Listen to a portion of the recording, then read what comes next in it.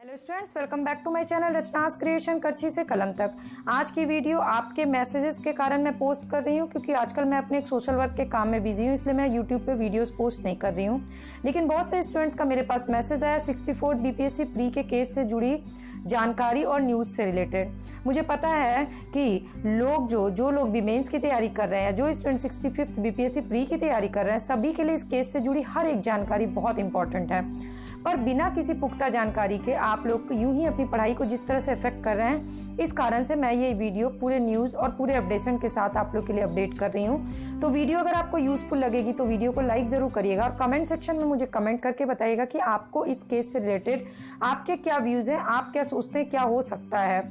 और अगर नए यूज़र है तो मेरे चैनल को सब्सक्राइब कर लीजिएगा ताकि मैं आगे भी आप लोगों को हर न्यूज़ से अपडेट रख सकूँ। तो चलिए शुरू करते हैं 64 बीपीएससी प्री के केस से जुड़ी सारी जानकारी लेकर के। जैसा कि आप सभी जान रहे होंगे कि स्टूडेंट्स की रिट जिसका कि केस नंबर है CSJC/6030/2019, उसकी हियरिंग हाई कोर्ट में चल रही है।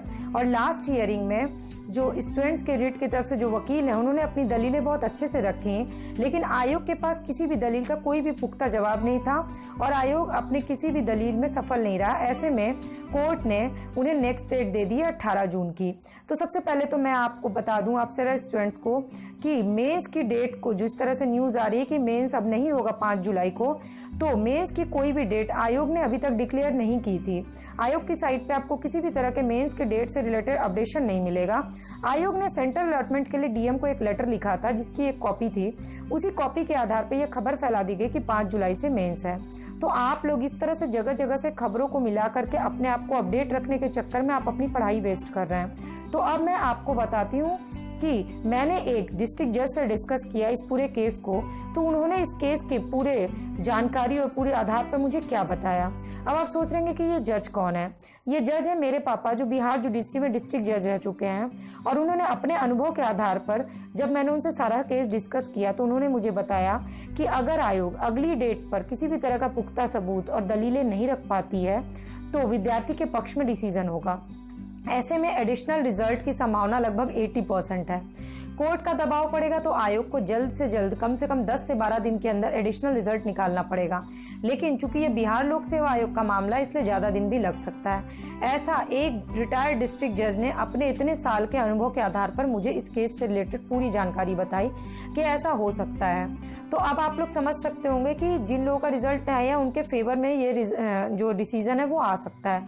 लेकिन फिर से मैं आप लोग को एक बात बता दूं कि क्या होगा क्या नहीं होगा, ये सारी चीज़ें बहुत ही मिक्स एंड मैच है कि क्या हो सकता है, किसी को भी कंफर्म नहीं पता है, ना कोर्ट के बारे में ना लोक सेवा आयोग के बारे में कि लोक सेवा अगला क्या रखने वाली है अपनी दलील, जबकि उनके पास कोई सॉलिड दलील होगी नहीं।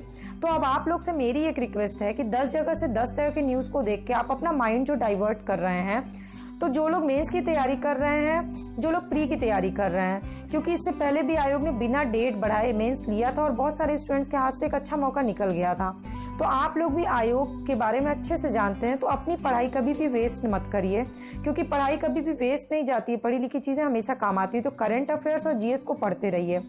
अगर आयोग जो है विद्यार्थियों के भविष्य के साथ खिलवाड़ कर रहा है, भविष्य के साथ, तो आप अपनी पढ़ाई रोक के अपने भविष्य को खराब ना करें, अपनी पढ़ाई को कंटिन्यू रखें। इस तरह से डिलेमा में अपना टाइम बर्बाद ना करें।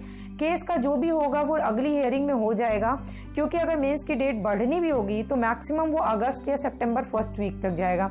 तो वैसे भी आपके पास उतना टाइम नहीं है। तो अगर आप मेंस की तैयारी कर रहे हैं तो अच्छे से मेंस की तैयारी करिए, राइटिंग प्रैक्टिस करिए, राइटिंग स्पीड बढ़ाइए। इस तरह से दो राहे पे खड़े होकर के ये मत सोचिए कि मुझे प्री की तैयारी करनी है या मेंस की तैयारी करनी है। दोनों चीज़ें साथ भी की जा सकती है। मैक्सिमम टाइम आप मेंस में दीजिए, 1 घंटा टाइम फैक्चुअल रिवीजन में दीजिए, क्योंकि वो आपके प्री में भी काम आएगा और वो आपके मेंस में भी काम आएगा, क्योंकि बिना फैक्ट लिखे आप मेंस का आंसर नहीं लिख सकते हैं। तो अपने दिमाग से ये निकाल दीजिए कि प्री और मेंस की तैयारी एक साथ नहीं हो सकती, दोनों एक चीज दूसरे से जुड़ी हुई चीजें हैं। तो अगर आपको ये जानकारी पसंद आई होगी तो मेरी वीडियो को लाइक जरूर करिएगा, चैनल पे नए यूजर है तो सब्सक्राइब कर लीजिएगा और कमेंट सेक्शन में कमेंट करके मुझे जरूर बताइएगा कि आप इस पूरे केस के बारे में क्या सोचते हैं कि क्या होना चाहिए और बीपीएससी क्या दलील दे सकता है, आपके उसके बारे में कोई अनुमान हो तो मुझे